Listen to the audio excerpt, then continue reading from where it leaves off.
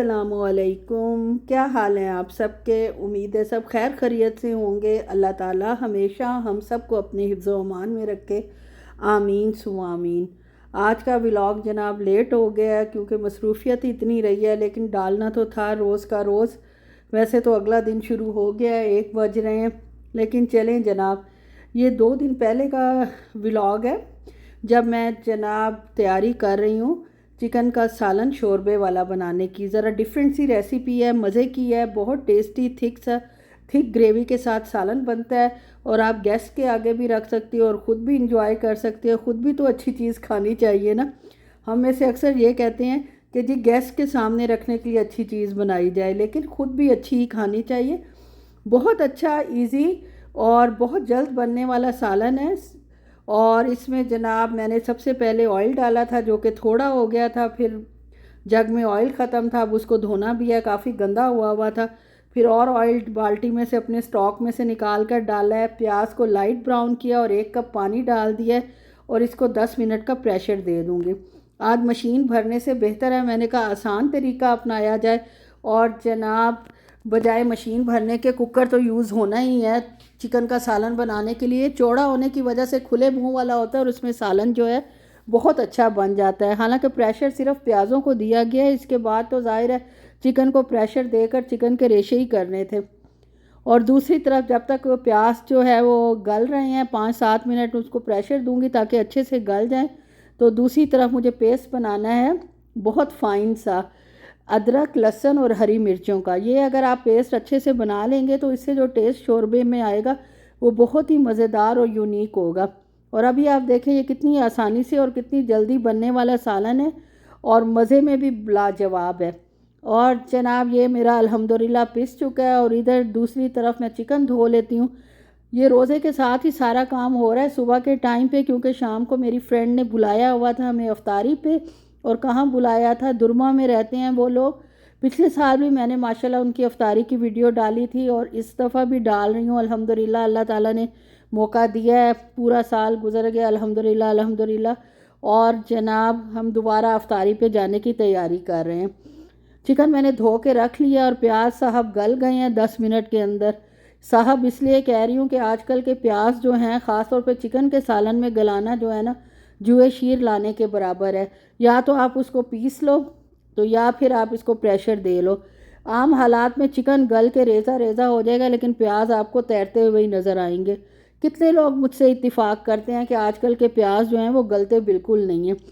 जैसे ही इसका पानी खुश्क हुआ है और शू शू की आवाज़ें आने लगी हैं, मैंने जनाब इसमें धुला धुलाया साफ़ सुथरा चिकन ऐड कर लिया और अब चिकन को मैं थोड़ा सा हिलाऊंगी। कोई मज़ीद भूनने की फ़िलहाल ज़रूरत नहीं है, भूनेंगे हम इसे बाद में। और इसमें जो पेस्ट मैंने बनाया था अदरक, लहसुन और सब्ज़ मिर्चों का, वो डाल दिया और इसके साथ ही मैं इसमें तमाम मसाले भी ऐड कर दूंगी एक दफ़ा हिलाने के बाद। वो मसाले क्या है, इसमें जाएगा नमक, मिर्च, धनिया, हल्दी, गरम मसाला पाउडर और सफ़ेद ज़ीरा का पाउडर। बस ये चीज़ें डालकर इसको मैं हिलाकर ढक दूंगी।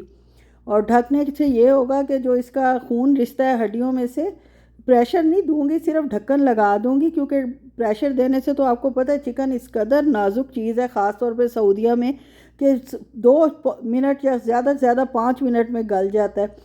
और जनाब भूनते भूनते ही गल जाता है, कोई ज़रूरत नहीं है आपको इस पर ज़्यादा मेहनत करने की। बस तमाम मसाले डाल के इसको अच्छे से एक स्टर दूंगी, मिक्स कर लूँगी और इसके बाद जनाब इसको आंच थोड़ी सी हल्की कर दूंगी ताकि चिकन अपना पानी छोड़ दे और उसी में गल जाए। और तो इसका ढक्कन लगा दूंगी, क्योंकि खुला इस तरह करना तो बुरा लगता है ना कि एक उसको गला रहे हैं ऊपर से ढक्कन भी नहीं दिया हुआ।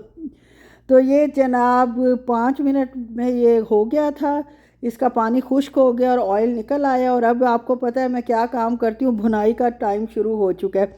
लेकिन भुनाई शुरू करने से पहले इसमें मैं टमाटो पेस्ट डालूँगी, तकरीबन 1 टेबल स्पून भर के, भरी हुई 1 टेबल स्पून ही होगी। टमाटो पेस्ट भी अपनी आखिरी दमों पे है। एक तो पाउच में आधी चीज़ यूज़ होती है और बहुत सारी ज़ाया हो जाती है, लेकिन क्योंकि हमारे घर बहुत कम ये यूज़ होती है तो मैं लेती छोटे से छोटा पैकेट हूँ, वही काफ़ी अर्सा चल जाता है। इसको 10 मिनट भूनने के बाद इसमें मेरे पास यखनी पड़ी हुई थी, वो मैंने यखनी ऐड कर दी ताकि अच्छा सा रिच सालन बन जाए। और क्योंकि शोरबा मुझे बहुत ज़्यादा नहीं बनाना था, रमज़ान के दिन है, सहरी के लिए बन रहे सालन, तो थिक थिक ही सही है ताकि सहरी में आराम से खाया जाए। और जनाब ये देख लें, ये हो गया है तैयार। अभी तैयार नहीं हुआ, सिर्फ यखनी डाली है और साथ ही मैं इसमें हरा धनिया भी डाल दूँगी। सिर्फ 5 मिनट मैं इसको बॉईल करूँगी और 5 मिनट बॉईल करने के बाद हमारा मज़ेदार सा चिकन का जो सालन है वो तैयार हो जाएगा। अभी तो खैर आपको इसकी कोई लुक शुक नज़र नहीं आ रही और आप कहेंगे क्या इसने बनाया है मज़ेदार कह कह के, लेकिन जनाब जैसे जैसे ये ठंडा होगा, इसका ऑयल ऊपर आएगा तो इसकी असल शक्ल भी आपको नज़र आ जाएगी। और अगर कुकर में नज़र ना आए तो मैं इसको जनाब अपने बर्तन में, कंटेनर में निकाल लूँगी। और कंटेनर में तो यार अच्छा लग रहा है, आप बताएं आपको कैसा लग रहा है।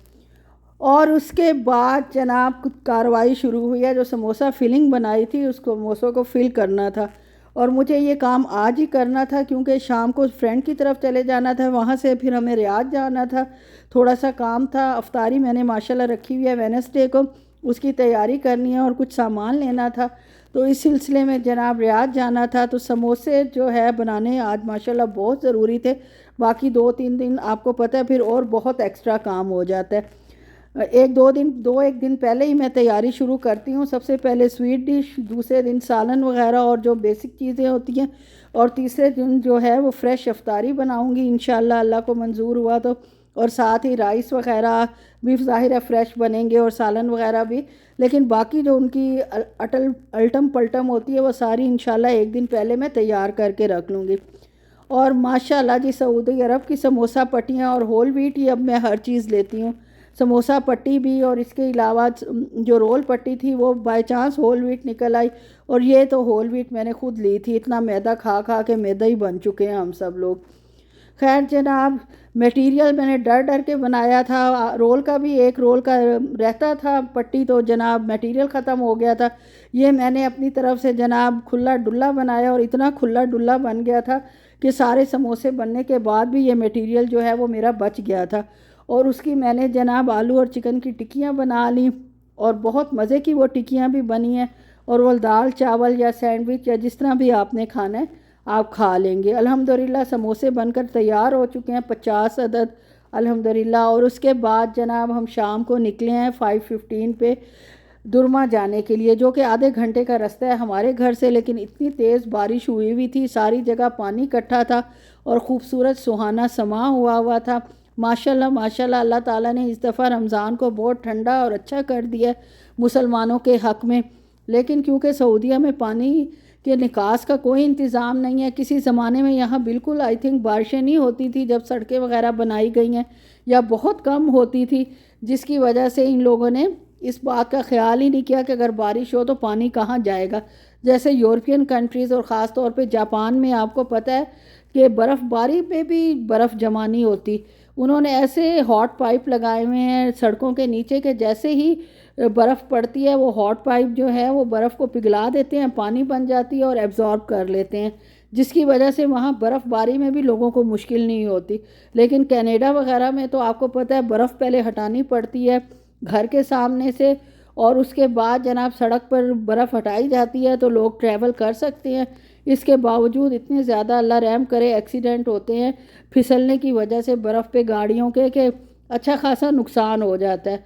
खैर जनाब जापान तो जापान है, कनाडा कनाडा है, सऊदी अरब है, और पाकिस्तान पाकिस्तान है, और हम पाकिस्तानी पाकिस्तानी ठीक है।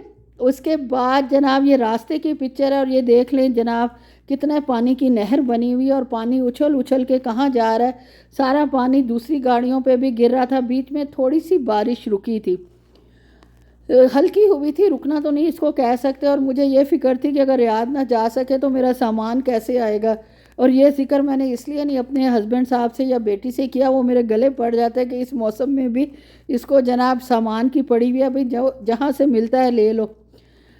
खैर जनाब, और हम अल्लाह का शुक्र है कि पहुंच गए हैं मेन सड़क पे जो डायरेक्ट दुरमा जाती है। और अल्हम्दुलिल्लाह सूरज निकल आया था और एक सूरज ने सारी रोशनी अंधेरे को हटा दिया था। सारे बादलों के बावजूद चमकता हुआ सूरज माशाल्लाह माशाल्लाह अल्लाह की कुदरत की मतलब अज़मत बयान कर रहा था और सारी रोशनी हो गई थी और अल्हम्दुलिल्लाह हम दुरमा पहुंच चुके थे। बारिश हो रही थी, सूरज निकला हुआ था, बादल मौजूद थे, लेकिन उसके बावजूद ये तीनों चीज़ें अल्हम्दुलिल्लाह हमने एक साथ देखी हैं। बल्कि सुबहान अल्लाह कहना चाहिए अल्लाह ताला की कुदरत के क्या अल्लाह ताला, माशाल्लाह माशाल्लाह। खैर जनाब पहुंच चुके हैं अपनी फ्रेंड के घर और एक और फैमिली भी आई हुई थी और उनकी छोटी सी बच्ची थी 1.5 साल की और ये उनकी अपनी बेटी थी और अफ्तारी का सामान लग चुका था। हम 5-7 मिनट ही पहले पहुँचे और माशाल्लाह इसमें समोसे, रोल, पकौड़े, 2-3 किस्म के मीठे गुलगुले थे, काठियावाड़ी चाट थी, दही भल्ले थे, फ्रूट चाट थी, जूसेस थे, पानी था अल्हम्दुलिल्लाह और काफ़ी कुछ था। और ये जनाब उनकी बेटी है और ये उनकी बेटी है माशाल्लाह। बच्चों की वह 2 बच्चों की ज़्यादा रौनक थी। और उसके बाद जनाब ये अब हमारा खाना था, चाइनीज़ राइस थे और मेथी आलू गोश्त उसने मेरे लिए बेचारी ने बनाया हुआ था, इतनी मेहनत की हुई थी, हाल उसका बुरा हुआ था। और साथ ही जनाब ये थे शामी कबाब थे और वाइट मटन कढ़ाई थी और इसके साथ जनाब ये था डेज़र्ट। बस जनाब यही था मेरा व्लॉग। अच्छा लगे तो लाइक